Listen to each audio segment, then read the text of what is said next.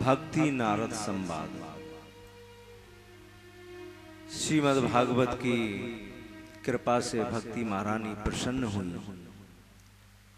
एक दूसरा संवाद है गोकर्णोपाख्यान। आत्मदेव नाम के एक ब्राह्मण हैं, विद्वान हैं, योग्य हैं, धन संपत्ति उनके पास है, बहुत ही सुंदर उनकी पत्नी है, नाम है धुंधुली। सारी अच्छाइयां हैं धुंधुली के अंदर, बस एक ही बुराई थी कि जब तक इधर की बात उधर और उधर की इधर ना कर दे तब तक उसको चैन नहीं पड़ता। बाकी सारी अच्छाइयां थी। जीवन में एक अभाव भी था, संतान नहीं है। आत्मदेव ब्राह्मण कभी कभी विचार करते हैं कि मेरे बाद क्या होगा। एक बार इतने दुखी हुए कि घर छोड़कर चल दिए। जंगल में देखा, सामने से एक महात्मा आते हुए दिखाई दिए, उनको प्रणाम किया और उनसे कहा कि आप ऐसा आशीर्वाद दें कि मुझे पुत्र प्राप्त हो। उन महात्मा ने बहुत समझाया कि ये निश्चित नहीं है कि पुत्र के कारण सुख मिलेगा। बहुत सारे इतिहास सुनाए, बहुत सारे राजाओं की कथाएं बताई कि उनकी जिंदगी में कोई कष्ट नहीं था, एक ही कष्ट था, पुत्र के कारण। आत्मदेव ब्राह्मण कहते हैं कि मैं आपसे उपदेश सुनने नहीं आया हूं। मेरे भाग्य में यदि पुत्र होता तो मुझे अपने आप प्राप्त हो जाता। पुत्रम देहि बलादपि, आप ऐसा आशीर्वाद दें कि मेरे भाग्य में हो या ना हो मुझे पुत्र प्राप्त हो जाए। उन्होंने समझाया पुत्र के द्वारा सुख नहीं है तुम्हारे जीवन में। बोले कोई बात नहीं, बस आप तो आशीर्वाद दो। उन महात्मा ने कहा ऐसे कैसे आशीर्वाद दे दूं? तो आत्मदेव ब्राह्मण कहते हैं यदि आशीर्वाद नहीं दोगे तो सामने जो तालाब है ना उसमें कूद के मर जाऊंगा और मेरी हत्या का पाप आपको लगेगा। वो महात्मा घबरा गए, ये तो बड़ा विचित्र है, जबरदस्ती दो नहीं तो मैं मरता हूं। बोले चलो ठीक है। अपने थैले में से एक फल निकाला और कहा अपनी पत्नी को खिला देना, पुत्र हो जाए। महात्मा चले गए। आत्मदेव बहुत प्रसन्न हुए, अपने घर में आए, पत्नी से कहा कि देखो ये फल लेकर आया हूं, इसको खाओ तो हमें भी संतान की प्राप्ति होगी, हमें भी पुत्र की प्राप्ति होगी। पत्नी बहुत बुद्धिमान थी। बुद्धिमान पत्नी का लक्षण, पति जो कहे हाँ जी कह दो, बस भले ही काम करो या ना करो, वो तो बात की बात है। केवल हाँ जी कह दो, पति इतने में ही प्रसन्न हो जाता है। सारी जिंदगी काम करता रहे, बस पत्नी हाँ जी कहती रहे, बड़ी जिंदगी अच्छी निकले। तो इतनी बुद्धिमान थी ये पत्नी, कहती है हाँ जी, आपका कोई कहना टाला है क्या मैंने आज तक? आप जो कहते हो सो मानती हूँ, लाओ फल दो, मैं खा लूंगी। आत्मदेव ब्राह्मण प्रसन्न हो गए, कितनी बढ़िया मेरी पत्नी है, जो कहता हूँ सो मान लेती है। वो चले गए अपने कहीं कथा कीर्तन करने। पत्नी गई अपनी बहन के पास, ये फल लेके आए, कहते हैं खा लो तो संतान होगी, मुझे नहीं खाना है। तो बहन ने पूछा कि क्या क्या दिया? बोले कहती तो मैं हाँ ही हूं, हमेशा करूं चाहे ना करूं। तो दोनों बहनों में एक समझौता हुआ। धुंधुली कहती है देख, तेरे यहाँ बहुत संतान है और अभी भी तू गर्भवती है, पर तेरे पास में धन संपत्ति नहीं है। मेरे पास धन संपत्ति बहुत है लेकिन संतान नहीं है। एक काम करते हैं, तेरे जब संतान हो मुझको दे देना, मैं नाटक करके रहूंगी, अभिनय करके रहूंगी और बदले में तुझे बहुत सारा रुपया पैसा दे दूंगी। तो उसकी बहन ने कहा ठीक है। समय व्यतीत हुआ, उसकी बहन के यहाँ पुत्र हुआ। उसने पुत्र धुंधुली को दिया, धुंधुली ने बदले में बहुत सारी संपत्ति उसको दी। आत्मदेव ब्राह्मण को पता चला कि पुत्र की प्राप्ति हुई, खूब धूमधाम से उत्सव मनाया और इतने प्रसन्न हुए कि हिसाब लगाना भी भूल गए थे और उस फल को एक गऊ को खिला दिया था। धुंधुली का पुत्र होने के कारण उस बालक का नाम पड़ा धुंधुकारी। और 3 महीने जब व्यतीत हुए तो उस फल के प्रभाव से उस गाय के भी मनुष्य के समान एक सुंदर बालक हुआ। कान जो है गाय के समान थे, इसलिए उसका नाम पड़ा गोकर्ण जी महाराज। गोकर्ण जी महाराज संत के आशीर्वाद से प्रकट हुए, इसलिए परम ज्ञानी और सज्जन हुए। धुंधुकारी छल और कपट से प्राप्त हुआ, इसलिए तुष्ट हुआ। दोनों बच्चे बड़े होने लगे। जैसे जैसे धुंधुकारी बड़ा होता जाए वैसे वैसी उसकी दुष्टता बढ़ती जाए और स्थिति ये आ गई कि आत्मदेव ब्राह्मण जिस गली से निकल जाएं, जिस रास्ते से चले जाएं तो 4-6 शिकायत मिल जाए। तुम्हारे बच्चे ने ऐसे किया, तुम्हारे बच्चे ने इसको ऐसे किया, इसको मार दिया, उसको पीट दिया, मेरे घर में सामान चोरी करके भाग गया, कोई कहता है वो मदरा पी के वहां पे बैठा हुआ है। जीवन बहुत कठिन हो गया। एक बार बहुत दुखी हुए, बैठे हुए थे, गोकर्ण जी महाराज आए। गोकर्ण जी महाराज ने पूछा आप दुखी क्यों हैं? तो आत्मदेव कहते हैं कि अपने पुत्र के कारण। मुझे दुनिया में और कोई कष्ट नहीं, केवल कष्ट है पुत्र के कारण। जिंदगी जीना मुश्किल हो गया। तो यहां बड़ा सुंदर उपदेश दिया गोकर्ण जी महाराज ने। न चेन्द्रस्य सुखम किंचिन न सुखम चक्रवर्तिना सुखम अस्ति विरक्तस्य मुनेरेकांत जीविनः। आप सोच रहे हो आप धुंधुकारी के कारण दुखी हो? आत्मदेव कहते हैं हाँ। गोकर्ण जी महाराज कहते हैं यदि आपका पुत्र सज्जन होता, आपका पुत्र सदाचारी होता, आपका पुत्र श्रेष्ठ होता, तो इसका मतलब ये नहीं कि आप दुखी नहीं होते। हाँ, पुत्र से दुखी नहीं होते, तब आपके दुख का कारण कुछ और होता। क्योंकि इस संसार में जिसने भी जन्म लिया है, संसार के सारे मनुष्य दुखी हैं और इस संसार में सभी मनुष्यों के दुखों का कारण भी अलग अलग है। कोई किसी कारण दुखी है, कोई किसी कारण दुखी है, कोई किसी कारण दुखी है। सारा संसार जीवन भर प्रयास करता है, प्रयत्न करता है, परिश्रम करता है केवल एक बात के लिए कि मैं सुखी हो जाऊं। और सुख की कामना से अथक परिश्रम जीवन भर। लेकिन गोकर्ण जी महाराज कहते हैं उसका जीवन कभी भी पूर्ण सुखी नहीं हो पाता। इस संसार का कितना भी सुखी से सुखी व्यक्ति हो, 2-4 कष्ट के कारण तो उसके भी जीवन में होंगे। और मनुष्यों की क्या चर्चा हो। न चेन्द्रस्य सुखम किंचिन। इंद्र स्वर्ग का राजा, कोई कमी नहीं। इस संसार के सारे मनुष्य देवताओं की पूजा करते हैं, देवताओं का यजन करते हैं। एक ही संकल्प है कि जब हमारी मृत्यु होगी तो हमें स्वर्ग की प्राप्ति हो जाएगी। क्योंकि स्वर्ग बहुत सुंदर है। स्वर्ग में कोई काम धाम नहीं है। 24 घंटे सजे सजाए घूमते रहो, हाथ में एक फूल ले लो, उसको सूंघते रहो। अप्सराएं नृत्य करती रहती हैं।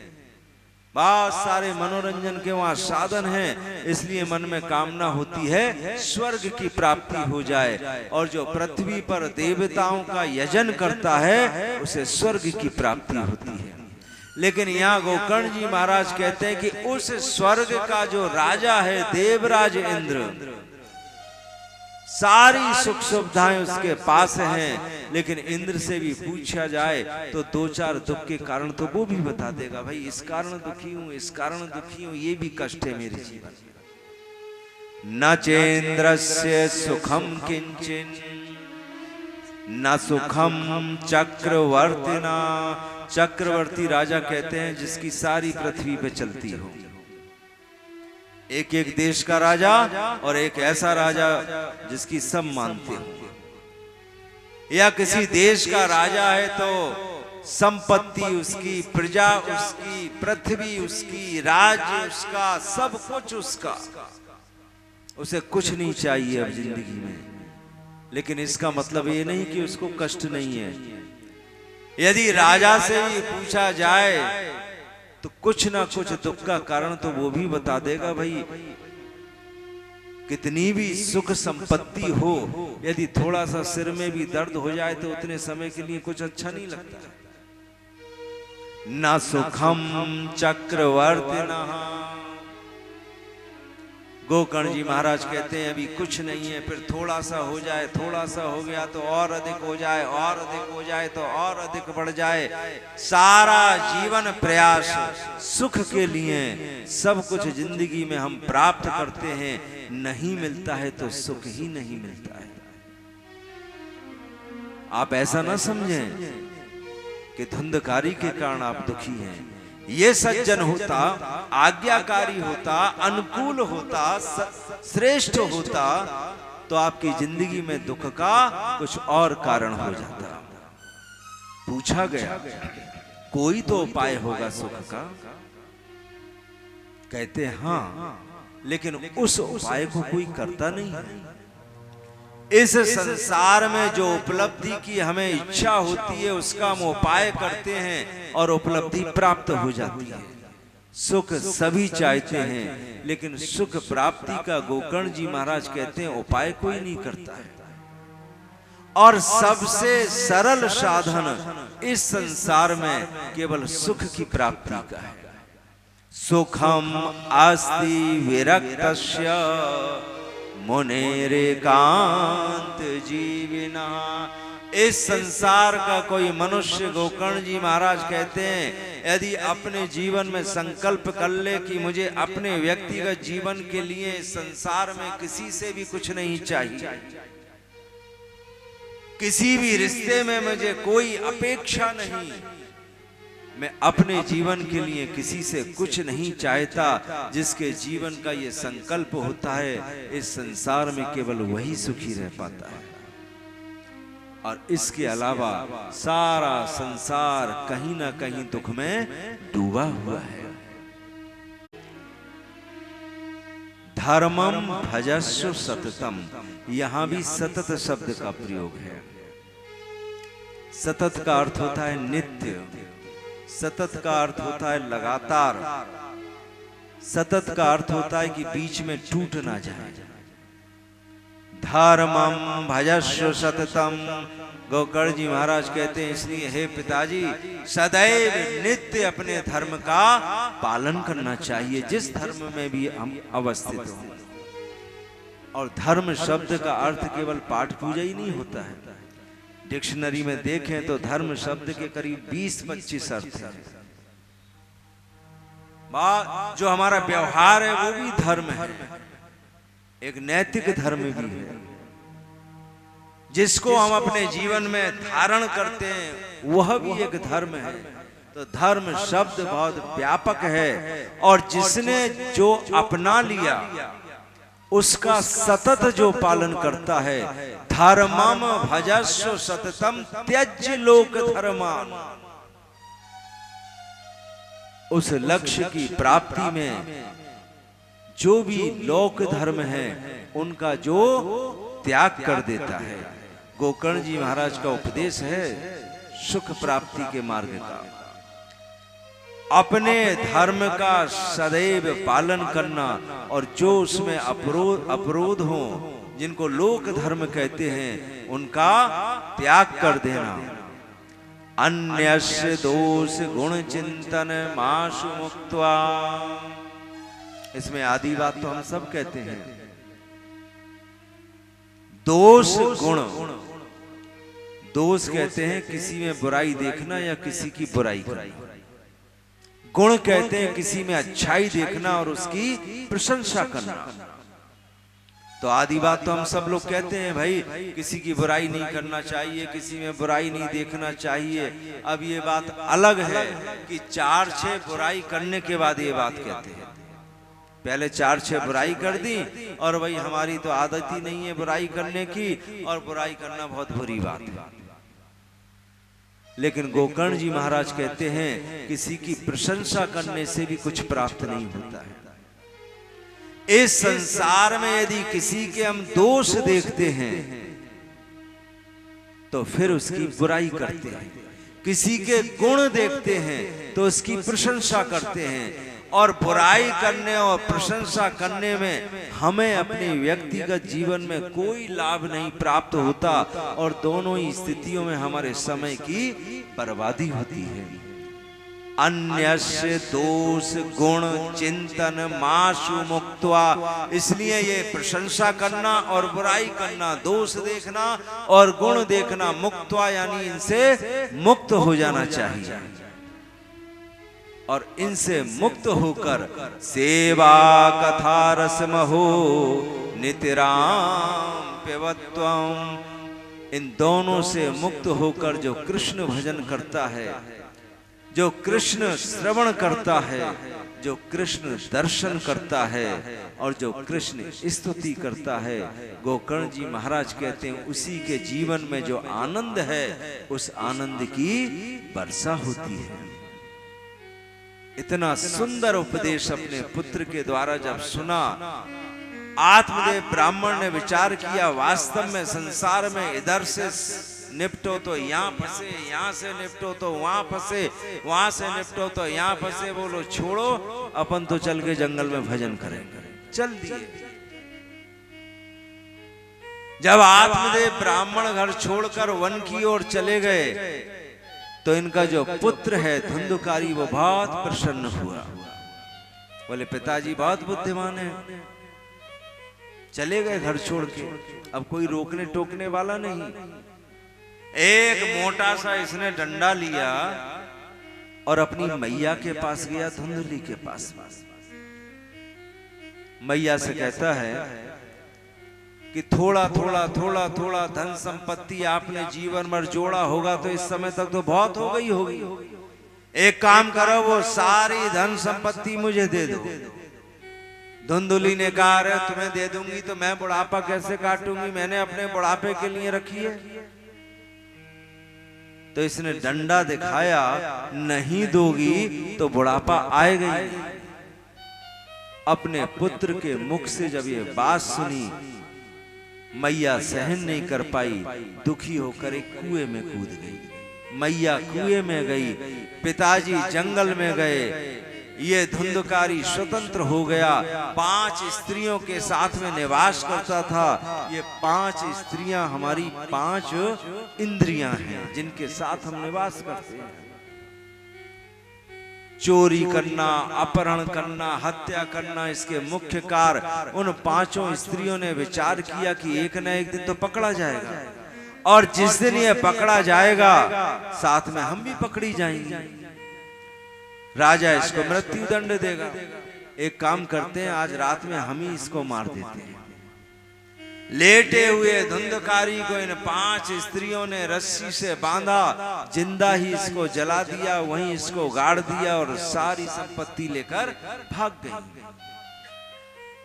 पता चला गोकर्ण जी महाराज को मेरे भाई की मृत्यु हुई। गया जी जाते हैं, गया में पिंडदान करते हैं, श्राद्ध करते हैं, अपने नगर वापस लौट कर आते हैं। और जब रात्रि में विश्राम कर रहे थे तो बड़ी विचित्र विचित्र आवाजें सुनाई दी।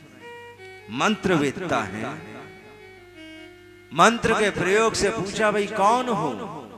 किंबा प्रेतः पिशाचो व राक्षसो सीति संसना, कोई प्रेत हो, पिशाच हो, राक्षस हो, बताओ भाई कौन हो?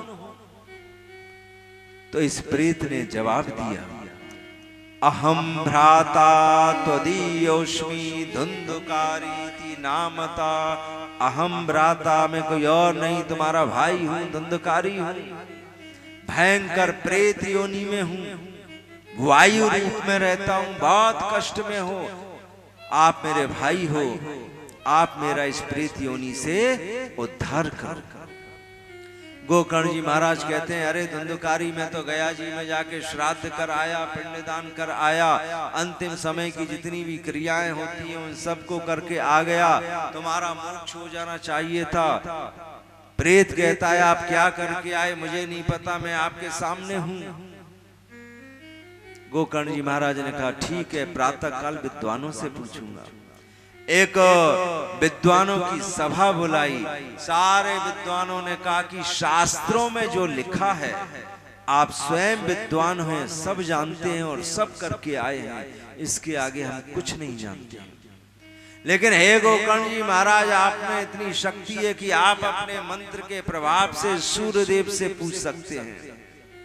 और जैसे श्री गोकर्ण जी महाराज ने सूर्यदेव से पूछा कि जब किसी भी उपाय से मोक्ष की उपलब्धि न हो तब कौन सा उपाय है। सारे विद्वानों की सभा में सूर्यदेव ने स्पष्ट रूप से कहा, श्रीमद् भागवतान मुक्ति ही सप्ताहम वाचनम कुरु। तब केवल एक ही उपाय बचता है, श्रीमद् भागवत का साप्ताहिक अनुष्ठान और कुछ नहीं। धन्या भागवती वार्ता प्रेत पीड़ा विनाशिनी, सप्ताहोपि तथा धन्यः कृष्ण लोक फलप्रदः। बहुत सारे ऐसे शास्त्र हैं, बहुत सारे ऐसे नियम हैं, बहुत सारे ऐसे मंत्र हैं, बहुत सारी ऐसी क्रियाएं हैं जिनसे हमें सांसारिक उपलब्धियां प्राप्त होती हैं। बहुत सारे ऐसे उपाय हैं जिनसे दुर्गति को प्राप्त जो जीव है उसका मोक्ष हो जाता है। कुछ ऐसे भी साधन हैं जिससे हमें कृष्ण लोक की प्राप्ति होती है। लेकिन केवल श्रीमद् भागवत एक ऐसा उपाय है, केवल इससे ही ये सब एक साथ प्राप्त हो जाता है। धन्या भागवती वार्ता, केवल और केवल श्रीमद् भागवत की जो वार्ता है, श्रीमद् भागवत की जो कथा है, प्रेत पीड़ा विनाशिनी। यदि कोई जीव दुर्गति को प्राप्त है उसका मोक्ष हो जाता है। कृष्ण लोक फलप्रदः, और यदि इच्छा है तो कृष्ण लोक की प्राप्ति हो जाती है। कामना है, संसार की सारी उपलब्धियां प्राप्त हो जाती हैं, और ये सारे फल केवल श्रीमद् भागवत की कृपा से सुलभ हो जाते हैं। उपाय प्राप्त हो गया। गोकर्ण जी महाराज ने बड़ा सुंदर मुहूर्त देखा, एक सुंदर मंडप बनवाया, सुंदर मुहूर्त देखकर और श्रीमद् भागवत का साप्ताहिक जो अनुष्ठान है उसका शुभारंभ किया। अब सूर्यदेव के वचन है तो बहुत सारे भक्त कथा सुनने आए, बोले हम लोगों का भी उद्धार हो जाएगा। धुंधकारी प्रेत योनि में वायु रूप में है, उसको कोई स्थान नहीं मिला तो पास में एक बांस रखा हुआ था, उसमें उसने प्रवेश किया। और हम सभी का एक स्वभाव है कि हमारे जीवन में कष्ट जिस स्तर पे होता है उसको दूर करने का उपाय भी हम उसी स्तर पे करते हैं, उससे अधिक नहीं करते हैं। सर्दी खांसी हो जाए, बोले अदरक की चाय पी लो, हो जाओगे ठीक सुबह तक। सुबह देखा ठीक नहीं हुए, बोले काढ़ा बना लो। दोपहर तक देखा काढ़े से भी ठीक नहीं हुए, बोले डोलो खा लो। शाम हो गई, बोले अब चलो डॉक्टर के पास।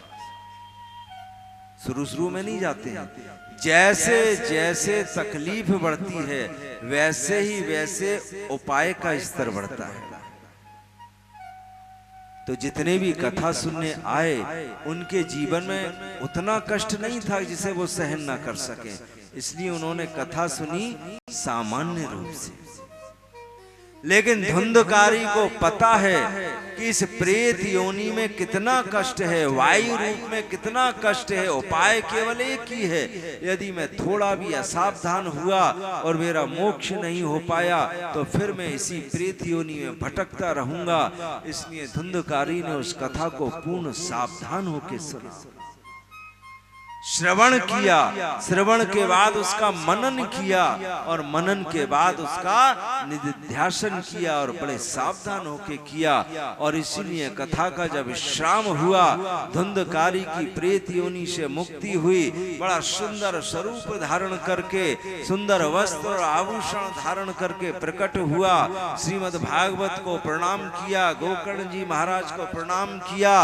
भगवान के पार्षद बड़ा सुंदर है कि विमान लेकर आए, कहते हैं बैठो चलो भगवान के धाम। सारे श्रोताओं में कानाफूसी हुई कि देखो गोकर्ण जी महाराज ने पक्षपात किया, सबने कथा सुनी और देखो उद्धार अपने भाई का कर दिया। और हम तो 7 दिन आए और सुन के जैसे आए थे वैसे घर पहुंच गए। बात गोकर्ण जी महाराज के पास तक गई।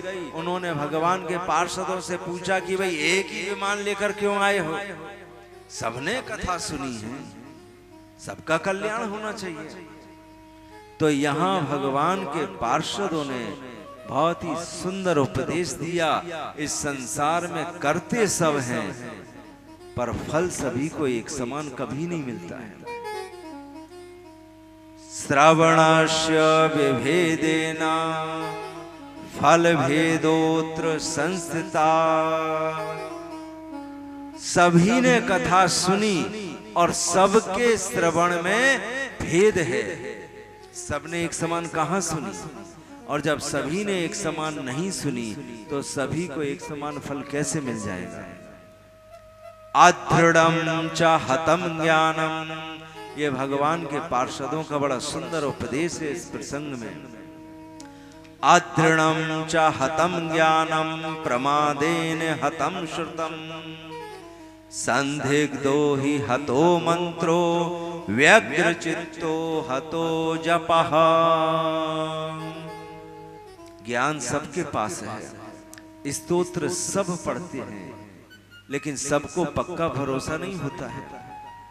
कोई जिंदगी में मुसीबत आ जाए और कोई हम स्तोत्र पढ़ रहे हो, मान लो हनुमान चालीसा ही पढ़ रहे हो, आजकल हनुमान चालीसा सब पढ़ते हैं, तो इधर हनुमान चालीसा पढ़ते जा रहे हैं, उधर पैर कांपते जा रहे हैं कि पता नहीं क्या होगा, ये पूरा हो तब जाके और व्यवस्था करूं बचने की। यानी उस स्तोत्र पे भरोसा नहीं है। मैंने जो कर्म किया निश्चित मुझको फल मिलेगा, इस बात पे स्वयं भरोसा नहीं होता और इसीलिए फल प्राप्त नहीं होता है। भगवान के पार्षद कहते हैं सारा संसार करता है लेकिन दृढ़ता नहीं है और इसीलिए फल की प्राप्ति नहीं होती और जीवन निकल जाता है। अदृढ़ं च हतं ज्ञानम प्रमादेन हतं श्रुतम। सब सुनते हैं, बात सुनते हैं, लेकिन प्रमाद वश सुनते हैं। चाहे आलस्य आ जाए, चाहे नींद आ जाए, चाहे व्यस्तता आ जाए, सावधानी नहीं रहती है। हमको कुछ सुनना है, कभी कोई बहुत जरूरी काम हो तो उसको बहुत ध्यान से सुनते हैं, एक शब्द भी छूट ना जाए सुनने में, समय पे पहुंचते हैं, जितना समय पूरा समय देते हैं, वहां जाके नींद ना आ जाए वैसी शरीर की व्यवस्था रखते हैं। लेकिन भगवान के पार्षद कहते हैं प्रमादेन हतं श्रुतम। कृष्ण कथा सब सुनते हैं, लेकिन सुनते समय जिसको प्रमाद उत्पन्न हो जाए, जिसको आलस्य आ जाए, जिसका मन कहीं चला जाए, जिसको नींद की झपकी आ जाए, उसको श्रवण का उत्तम फल प्राप्त नहीं होता है। सत्कर्म कर रहे हैं, कुछ फल तो निश्चित मिलेगा, लेकिन उतने ही समय में हम उत्तम फल प्राप्त कर सकते थे यदि हमारी व्यवस्था सही होती तो। संदिग्धो ही हतो मंत्रो। संसार का हर व्यक्ति किसी ना किसी मंत्र का जप करता है, और गुरुदेव ने जो मंत्र हमारे कान में दिया है, जिसके अंदर ये विश्वास होता है कि हमारे जीवन के लिए बस यही मंत्र पर्याप्त है, भगवान के पार्षद कहते हैं वही मंत्र उसके जीवन को सफल कर देता है। लेकिन गुरुदेव के द्वारा प्रदत्त मंत्र के प्रति जिसको संदेह हो जाए और बार बार कहे कोई और मंत्र दो, कोई और मंत्र दो, कोई और बढ़िया सा मंत्र बताओ, संदिग्धो ही हतो मंत्रो। मंत्र के विषय में जिसे संदेह उत्पन्न हो जाता है, भगवान के पार्षद कहते हैं जिंदगी भर उस मंत्र का जप करें, उसका उत्तम फल प्राप्त नहीं होता है। व्यग्र चित्तो हतो जपः। हाथ में माला लेके बैठे हैं और चित्त हमारा दुनियादारी में घूम रहा है, तो भगवान के पार्षद कहते हैं उस जप का फल प्राप्त नहीं होता है। कम करें, ज्यादा करने की कहीं व्यवस्था नहीं है। जितना कम कर सकते हैं करें, पर जैसा उपदेश दिया है वैसा करें। 5 मिनट करें, पर उसमें चित्त लगना चाहिए, मन लगना चाहिए। और 2 घंटे तक माला फेरते रहे और दुनियादारी की पंचायत चलती रही और दिमाग में भी दुनियादारी घूमती रही, तो उस 2 घंटे का भी लाभ प्राप्त नहीं होता है। दोष जयश्चैव कथायाम निश्चला मतिः। विश्वासो गुरु वाक्येषु। गुरुदेव ने जो कह दिया उसको ज्यों की त्यों मान लेना चाहिए। भगवान के पार्षद कहते हैं जो अपने गुरुदेव के वचनों में भरोसा रखता है, जिसके जीवन में दीनता होती है, हमारे जीवन में जैसे जैसे हम भगवान के समीप पहुंचते हैं तो हमारे स्वभाव में एक परिवर्तन होता है, हमारी कठोरता सरलता में बदलती जाती है। कभी हमें अपना परीक्षण करना हो कि हमने इतने व्रत किए, हमने इतने दान किए, हमने इतना मंत्र जप किया, हमने इतनी कथा सुनी, हमने इतने धर्म के अनुष्ठान किए, दानम स्वधर्मो नियमो यमश्चा, ये बहुत सारे जो हमने सात्विक अनुष्ठान किए, इनका कुछ फल हमें अपने जीवन में मिला या नहीं मिला, तो श्रीमद् भागवत के 11वें स्कंद में वर्णन आता है, उसका केवल एक ही प्रभाव है, सर्वे मनोनिग्रह लक्षणांता। यदि हमारा स्वभाव कठोरता से सरलता की ओर जा रहा है, समझना चाहिए हमारे जीवन में हमने जो सत्कर्म किए हैं उसका फल हमको प्राप्त होता है। और यदि हमारा सरलता की ओर जीवन नहीं जाता है, स्वस्मिन् दीनत्व भावना, यदि जीवन में दीनता की उपलब्धि नहीं होती, तो भगवान के पार्षद कहते हैं कितना भी श्रेष्ठ अनुष्ठान हो, उसका उत्तम जो फल है उस उत्तम फल से हम वंचित रह जाते हैं। मनोदोष जयश्चैव। मन के जितने भी दोष हैं वो तो संसार में हर प्राणी के अंदर होते हैं, हर जीव के अंदर होते हैं, लेकिन उसको भगवान के धाम की प्राप्ति होती है। और जो इतना सावधान नहीं, उसको आंशिक फल की प्राप्ति होती है। सारे श्रोताओं ने कहा कि हमको ये नियम पता नहीं था, इसलिए हम तो ऐसे ही सुनते रहे, हमारी गलती थोड़ी है, आपने बताया नहीं। अब बताया है जब कथा पूरी हो गई। हे गोकर्ण जी, एक और शुभ मुहूर्त निकालो, अब जैसा भगवान के पार्षदों ने कहा हम वैसे ही कथा सुनेंगे। पुनः श्रीमद् भागवत का साप्ताहिक अनुष्ठान हुआ, विमानों से आच्छादित हो गया। और जब इतने भक्त भगवान के धाम जाएंगे तो आज यहाँ साक्षात भगवान का भी प्राकट्य हुआ। बोलो श्री कृष्ण चंद्र भगवान की। जैसे भगवान श्री राम अयोध्या ते नीता गोलोकम योगी दुर्लभम, जैसे भगवान श्री राम सारे अयोध्या वासियों को साकेत धाम ले गए, ऐसे या श्रीमद् भागवत का सावधानी पूर्ण श्रवण करने के बाद सारे भक्तों को भगवान श्री कृष्ण अपने साथ योगियों को भी जो दुर्लभ है गोलोक धाम लेकर जाते हैं। और यह संभव हुआ सत्कर्म श्रीमद् भागवत के द्वारा। बोलो श्रीमद् भागवत महापुराण की। श्रीमद् भागवत के महात्म्य ये बड़े दो सुंदर उपाख्यान हैं, भक्ति नारद संवाद और गोकर्णोपाख्यान। इन दोनों उपाख्यानों के माध्यम से श्रीमद् भागवत का महत्व प्रकट हुआ। और संसार में जब किसी चीज का हमें महत्व मालूम हो तब उसमें हमारी रुचि होती है, और जब किसी चीज में हमारी रुचि हो तब हम विधिवत उसको प्राप्त करने का प्रयास करते हैं। और प्राप्त करने का प्रयास यदि सटीक है तो कोई संदेह नहीं कि हमें अपने लक्ष्य की उपलब्धि ना हो। छठे अध्याय में बहुत सारे नियमों का वर्णन है। जहां पर श्रीमद् भागवत की कथा हो उस स्थान को स्वच्छ करना चाहिए, सुंदर सजाना चाहिए, बहुत सारे लोगों का सहयोग लेना चाहिए। जो जिस कला में निपुण हो, जैसे रसोई है, सजावट है, आने जाने वालों का स्वागत सत्कार है, अतिथियों की सेवा है, जो जिसमें निपुण हो उनको वह कार्य देना चाहिए। और उसके पश्चात जब कथा हो तो सब सावधान होकर कथा का श्रवण करें। कथा विघ्न विघाताय गणनाथम प्रपूजयेत्। सबसे ज्यादा विघ्न अच्छे काम में आते हैं, और इसीलिए गणनाथम प्रपूजयेत्, सबसे पहले गणेश जी की पूजा करनी चाहिए, जो आपने आज प्रातः काल की। और गणेश जी से निवेदन करना चाहिए, कृष्ण स्वरूप श्रीमद् भागवत का मैं अनुष्ठान कर रहा हूं, मुझ में सामर्थ्य नहीं है, हे गणेश जी जो भी विघ्न आए आप उससे रक्षा करना।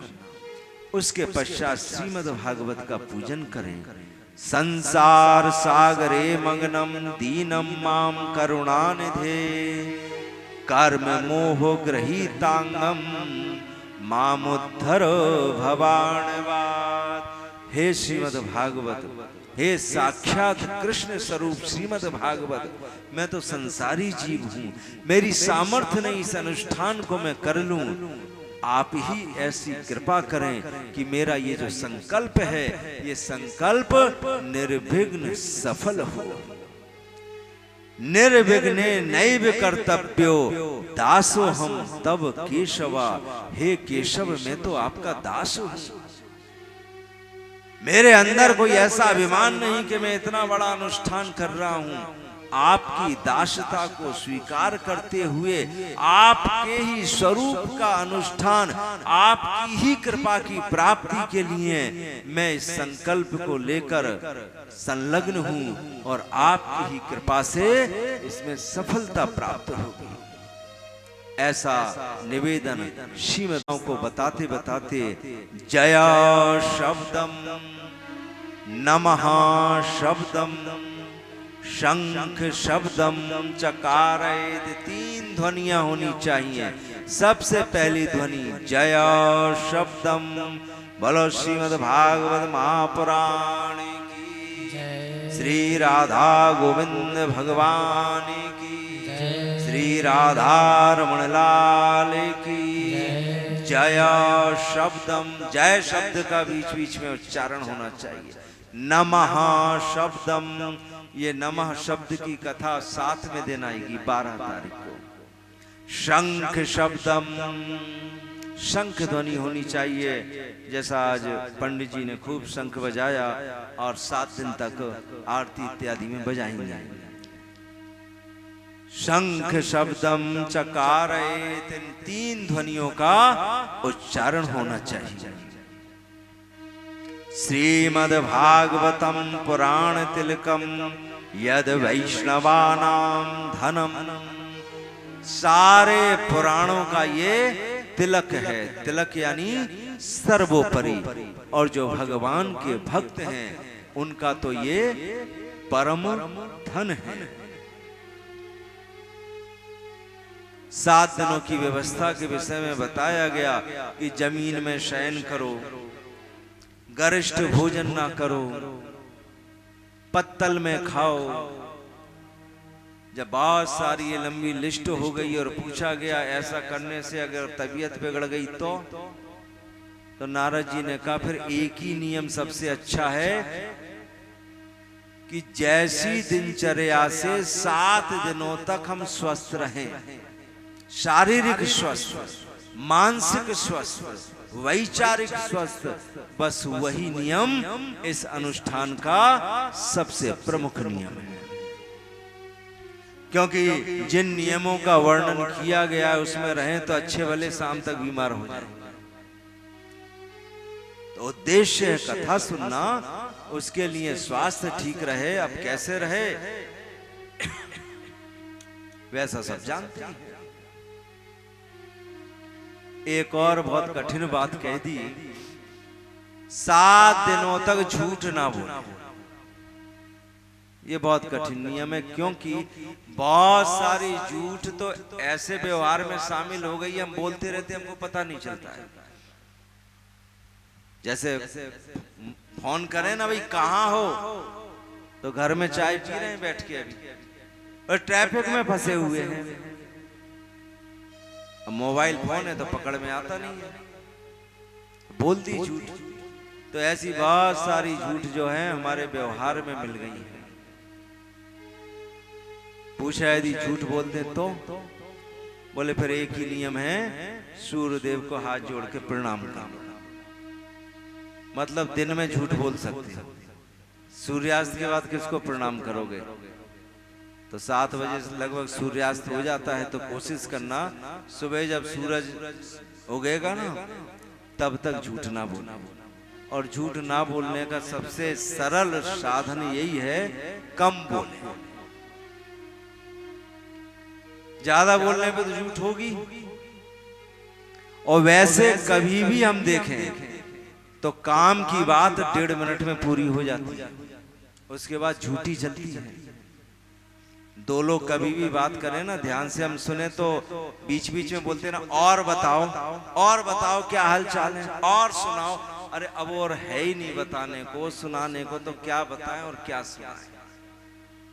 उसमें फिर गप्पें चालू हो जाती हैं, और फिर गप्पों में तो फिर लंबी लंबी मारते हैं।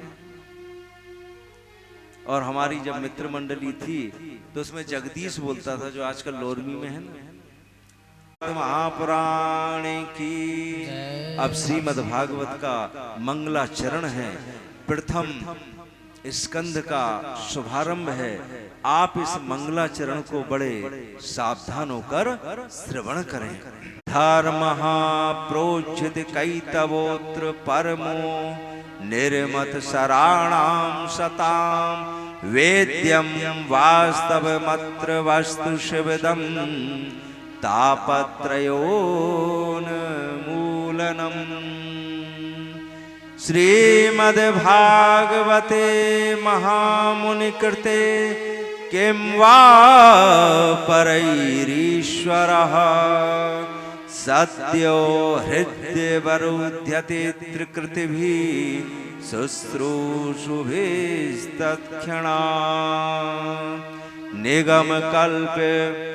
निगमकल्पितरोर्गलितं फलं सुखमुखादमृतद्रवसंयुतं पिबत भागवतं रसमालयं मुहुरहो रसिका भुवि भावुकः।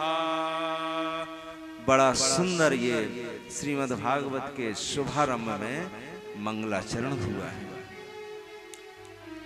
मंगलाचरण जिसका सुंदर हो, आगे का जो कथाक्रम है वो सुंदर ही होता जाता है।